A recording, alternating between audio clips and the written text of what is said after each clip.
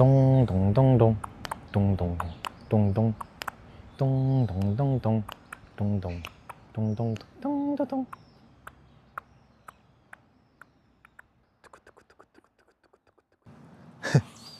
오늘도 저번과 마찬가지로 같은 공원에 나왔는데요.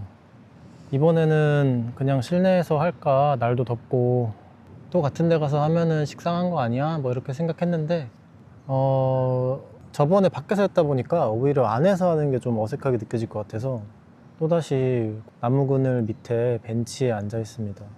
바람이 선선하게 불어와서 생각보다 덥진 않네요. 문제없이 잘 녹음할 수 있을 것 같습니다. 저번 에피소드 소신이 몇 가지 질문을 줬었는데, 첫 번째로 언제 우리가 다르다고 생각하는지. 근데 저는 사실 소신과 제가 엄청 닮았다고 생각해요. 다르다고 생각하기 시작한 거는 같이 일을 하면서 일하는 방식이 다르다 보니까, 소신은 너무 계획적이고 나는 너무 즉흥적이고, 소신은 일을 미리 하고 나는 좀 일을 미뤄두고 뭔가 제가 좀 빌런 같긴 한데, 처음 소신을 만나서 길게 이야기를 나눈 게 할리스 커피에 이제 둘이 앉아가지고 대화를 나눴는데, 그 말을 시작할 때부터 마음이 편안하더라고요. 이 사람이 또 기운이라는 게 있지 않습니까? 이 정신이 혼미해질 정도로 집중해서 제 이야기를 막 했던 것 같아요. 근데 그때부터 이제 내 이야기를 좀 잘 들어주고 대화를 나누는 게 재밌고, 그러다 보니까 너무 잘 맞는다 이렇게 생각을 한 것 같아요. 두 사람 다 회사원일 때, 그때도 매일같이 일주일에 최소 6일 이상을 만난 것 같더라고요. 그러다 보니까 저랑 같이 회사 다니는 분들도 아주 사랑꾼이다. 그리고 지금 작은 배로서 일을 하는 것도 저는 두 사람이 굉장히 잘 맞는다고 생각해요. 이 방식이 다를 뿐이지, 이 뭔가 쥐고 있는 도구가 다를 뿐이지, 나아가고자 하는 방향성도 비슷하고, 어떤 예를 들어서 한 이미지를 봤을 때 이 이미지가 멋지다, 별로다, 이런 취향도 좀 비슷한 것 같고, 그리고 어떤 글이 좋은 것인지, 글을 읽고 쓰는 게 왜 중요한 건지에 대한 생각도 비슷하고, 알고 보면은 저랑 가장 비슷한 사람이 소신이 아닐까. 그래서 언제 다르다고 생각하냐, 일하다가 약간 뭐 다툼이 있을 때, 그럴 때 좀 다르다고 생각하는 편인 것 같긴 한데, 근데 그때도 우리는 너무 달라, 우리는 너무 다른 사람이야 라고는 생각 안 하는 것 같습니다. 그래서 잘 맞는다, 두 사람이 아주 같이 살길 잘했다. 그러면 내가 소신에게 받은 영향은 무엇이 있는가? 일단 첫 번째로 일도 같이 하고 뭐 밥도 같이 먹고 뭐 그냥 하루 종일 같이 있다 보니까 제가 좀 의존증이 생기는 것 같긴 합니다. 약간 그 하루만 좀 떨어져 있어도 조금 기분이 이상한, 생각해보면은 뭐 창업이라든지 이사라든지 뭐 대출을 받는다든지, 이런 우리가 만나고 있었던 굵직굵직한 일들, 이런 일들을 다 소신이 이끌었어요. 저는 항상 약간 말을 하고 상상하고, 와 이렇게 되면 좋겠다, 이렇게 하면 너무 멋있을 것 같지 않아? 뭔가 이런 던지는 타입이고, 소신이 이렇게 잘 수습을 해가지고 예쁘게 무언가를 만들어주는, 실행하는 타입이기 때문에 뭔가 큰 일이 있을 때 이 프로젝트를 리딩하는 건 항상 소신이었던 것 같다.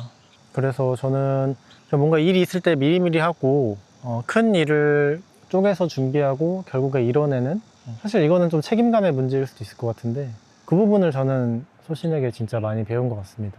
그리고 저보다 소신이 더 기본적으로 긍정적이라는 생각이 들어요. 뭔가 안 좋은 일이 있을 때도 어떻게 해결할지에 집중하자, 뭔가 이런 태도도 저에게 좀 긍정적인 영향을 많이 주지 않았나, 그렇게 생각합니다. 저는 그 소신이 호락호락하지 않은 사람이어서 좋은 것 같아요. 같이 살면은 좀 그렇잖아요. 그 괜히 엄마 아빠한테 괜히 더 짜증내는 것처럼 파트너에게도 더 짜증을 내기 쉬운 것 같거든요. 화풀이를 한다든지. 저는 뭐 아직도 그런 실수를 많이 범하긴 하지만 빨리 사과를 해야겠다, 이제는 좀 그런 생각이 제깍제깍 드는 편인 게, 소신이 무섭기 때문입니다. 그런 게 저는 좋은 것 같아요. 이번 88화에 제가 무슨 이야기를 할 수 있을까 이런 고민을 많이 했는데, 울지 않는 나에 대해서 이야기해보면 어떨까 싶었어요. 제가 진짜 눈물이 없거든요. 고요가 지금 80일이 넘었는데 아기를 계속 보면은 정말 잘 웁니다. 울지 않는 아기는 없을 거예요. 뭔가 서러운 게 있다든지, 배가 고프다든지, 졸리다든지, 뭔가 문제가 있을 때 바로 울음으로 표현을 하거든요. 그러니까 인간은 원래 다 잘 울었던 거죠. 근데 나는 왜 이렇게 잘 울지 못하지? 나는 언제 울음을 잃어버렸지? 그러니까 그런 생각이 또 들더라고요.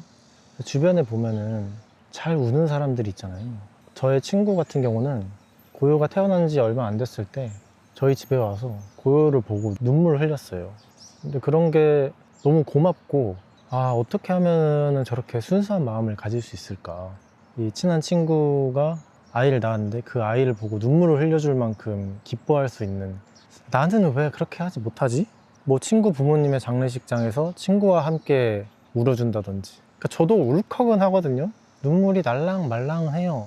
그러니까 왈칵 하려고 하는 경우들은 있는데 눈물이 잘 안 납니다.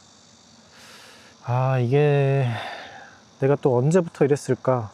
난 언제부터 울음을 잃어버렸나? 이걸 좀 탐구해보고 싶고, 제가 초등학생 때까지만 해도 웃음도 많고 울음이 많은 어린이였던 것 같아요. 진짜 잘 까불었고, 중학교를 원하는 곳으로 배정받지 못하자 매일 밤 베개를 눈물로 적시는 그런 눈물이 많은 아이였는데, 그때 뭐 한 달 내내 울기만 했던 것 같아요. 나는 왜 내 친구들이 가는 중학교에 가지 못하고 저 멀리 떨어진 곳에 배정이 돼서 가야 하나, 그러니까 그런 서러움 때문에.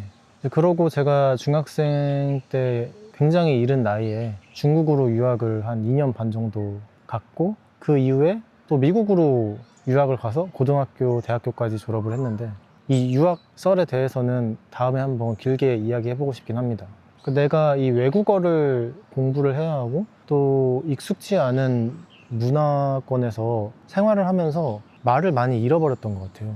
예를 들어 중학생 때 이제 방학이 되고 중국에서 한국으로 넘어와서 뭐 한 2달 정도 시간을 보낸다고 했을 때, 그때 저는 약간 대인기피증처럼 밖에 나가서 사람을 잘 못 만나고 그냥 항상 거의 무표정인 거죠. 그 초등학생 때 가장 친한 친구 중 한 명을 이렇게 불러가지고 밥을 먹었어요. 제가 아직도 기억이 나는데, 근데 밥을 먹으면서도 이제 그 친구는, 아, 민석이가 왜 이렇게 바뀌었지? 그렇게 밝던 얘가 왜 이렇게 어두워졌지? 그렇게 생각을 했을 거예요. 그러면서 이제 밥을 다 먹고 이제 일어나려고 하는데 그 친구가 저한테, 민석아, 너 외롭냐? 이렇게 물어보더라고요. 저는 그때가 아직도 진짜 기억이 나는 게 좀 충격을 받았던 것 같아요. 아, 맞아, 내가 진짜 외롭구나. 내가 진짜 주변에 이렇게 친하다고 할 사람들도 없는 것 같고, 뭔가 내 삶의 뭔가 방향이 완전히 뒤죽박죽이 된 것 같고, 어떻게 살아야 할지도 모르겠고, 막 이런저런 혼란이 많은 거죠. 방황만 하고 있고. 그때부터 쭉 대학생까지 또 약간 표정이 어두운, 감정이 마른 그런 사람이 아니었나. 저는 대학생 때는 꽤 괜찮은 줄 알았거든요. 왜냐면 대학생 때는 친한 친구들도 있었고, 또 학교를 다니는 게 꽤나 재밌다고 느꼈던 순간들이 있기 때문에. 근데 대학생 때 저랑 가장 친했던 친구가 얼마 전에 저를 만났는데 제 얼굴이 엄청 밝아졌다고 하더라고요. 그래서 내가 그렇냐고, 나 진짜 많이 변했냐고 하니까, 결혼하고 너를 보면은 진짜 입꼬리가 많이 올라간 것 같다, 그러니까 기본적으로 많이 웃는 것 같다, 그런 이야기를 해줬어요.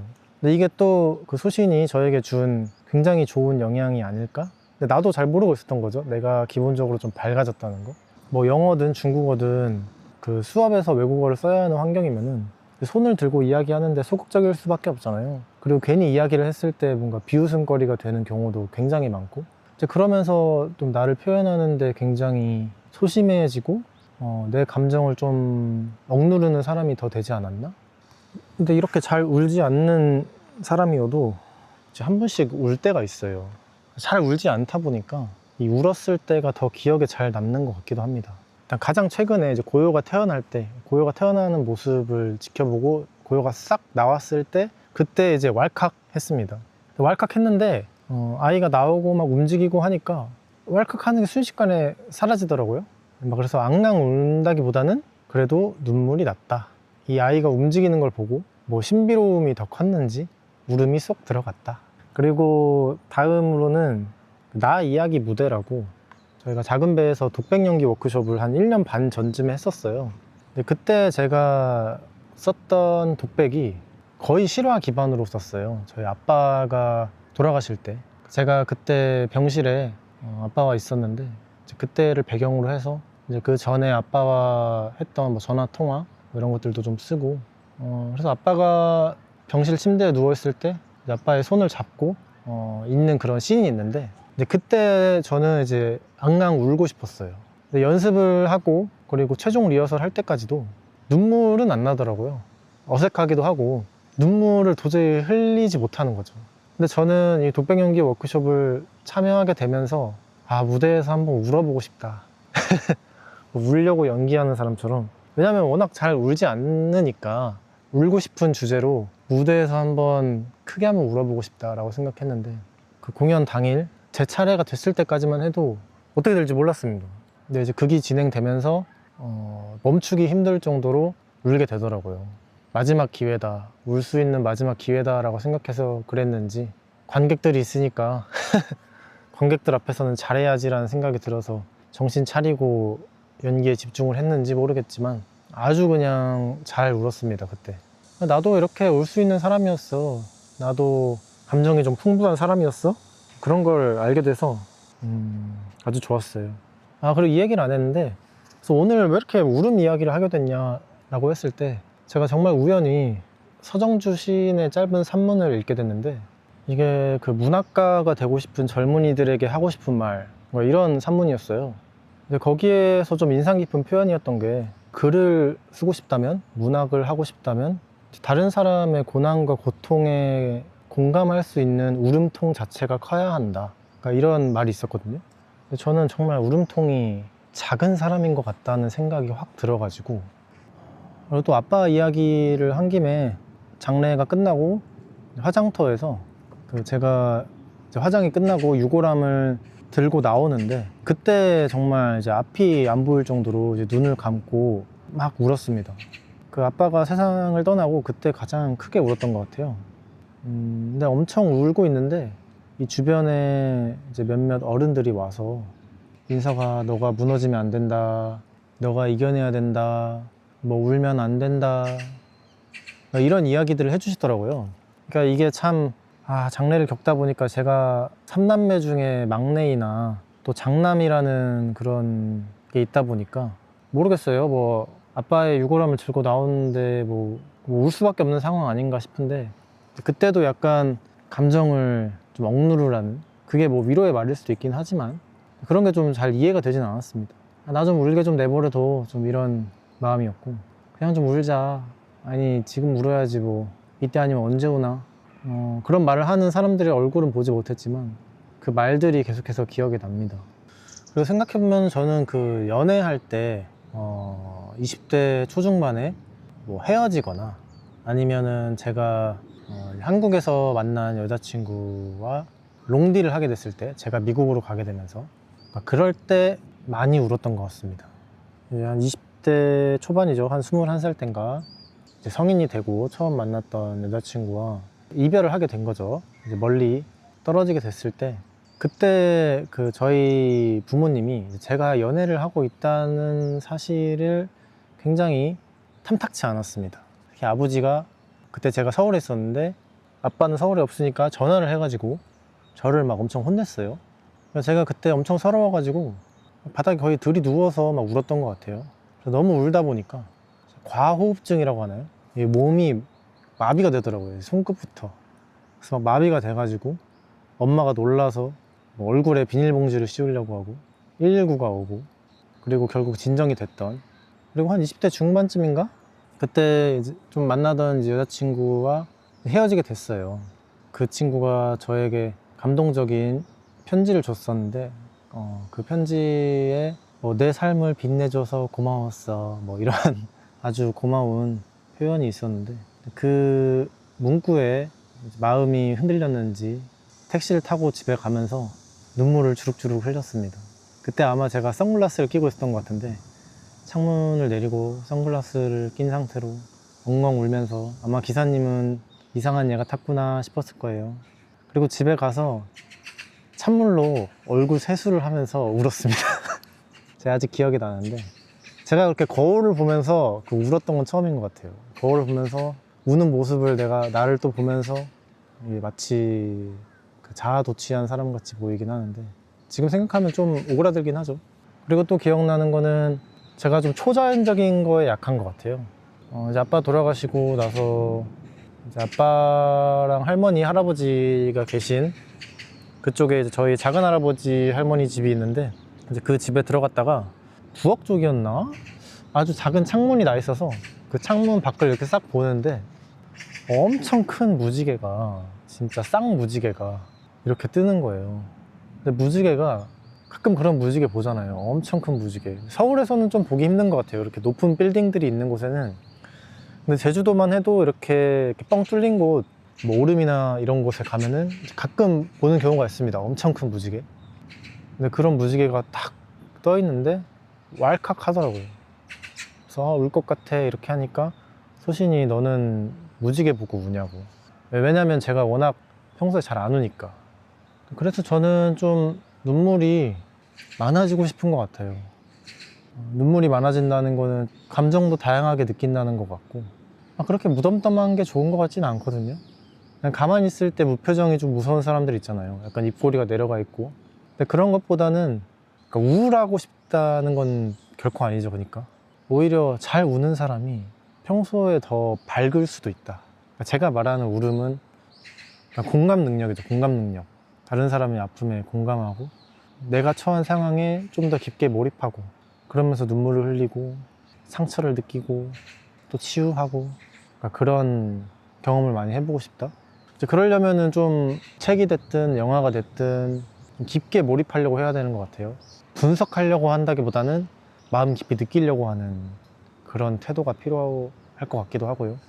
소신은 저보다 훨씬 눈물이 많은 사람인데, 소신은 본인이 언제 눈물을 흘린다고 생각하는지, 눈물이 없는 사람과 함께 사는 거는 또 어떤 경험인지에 대해서 이야기해주면 좋을 것 같습니다. 저는 이 팟캐스트를 하면서도 눈물이 나는 이야기를 한번 해보고 싶어요. 한번 각을 잡아야 될 것 같긴 한데, 이 눈물이 날 만한 재료들로만 싹 다 가지고 와가지고 약간 억지 눈물이죠. 눈물을 흘릴 정도로 허심탄회하게 이야기 나눠보고 싶은 것 같습니다. 이 눈물 날 정도로 기쁘다, 뭔가 이런 표현 있잖아요. 그러니까 그런 경험도 많이 해보고 싶고요. 아무튼 눈물을 흘린다는 게 이 아기고요를 보면서 더 느꼈지만 정말 원초적이고 인간적인 표현이다. 나는 외로워하고 우울해하면서 눈물을 잃어버린 것 같다. 앞으로는 더 많이 울어보자가 결론이 되겠습니다. 다다음 주에는 또 어떤 이야기를 하게 될지 모르겠지만 그때까지 다들 건강하셨으면 좋겠습니다. 감사합니다.